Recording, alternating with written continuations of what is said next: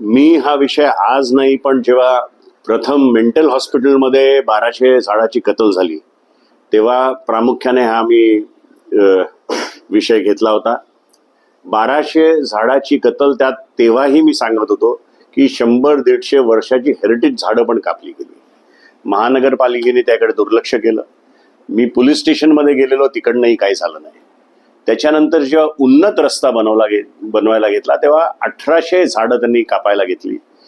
माझा अतिशय जीव त्यावेळेस जळला, कारण का ती जो उन्नत रस्त्यामध्ये जी सर्व्हिस रोडची झाडं कापायला घेतली, ती झाडं मी स्वतःच्या हाताने लावलेली. 30 वर्षापूर्वी मी नगरसेवक होतो जेव्हा तो सर्व्हिस रोड बनला होता, आणि ती मी माझ्या हाताने लावलेली झाडं होती.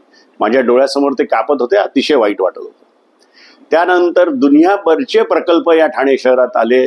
लोकांना ते डेव्हलपमेंट म्हणून वाटायला लागलं. आशर आला, ओबरॉय आला,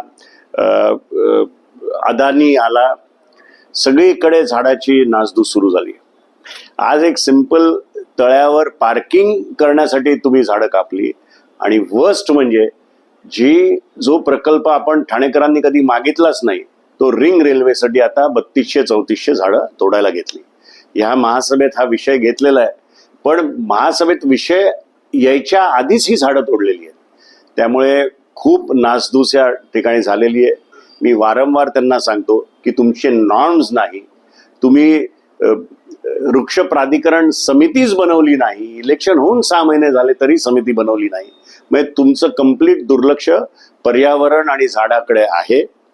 याला विरोध आम्ही 100% या महासभेत करू, पण ह्या जाड्या कातडीच्या सरकारला जाग येईल असं मला वाटत नाही. सर, पण या सगळ्या झाडांसोबत आंबा असेल, फणस असेल, चिकू असेल, वड, पिंपळ यांसारखे हेरिटेज वृक्ष आहेत, ज्यांच्यावर सुद्धा कुऱ्हाड झाली.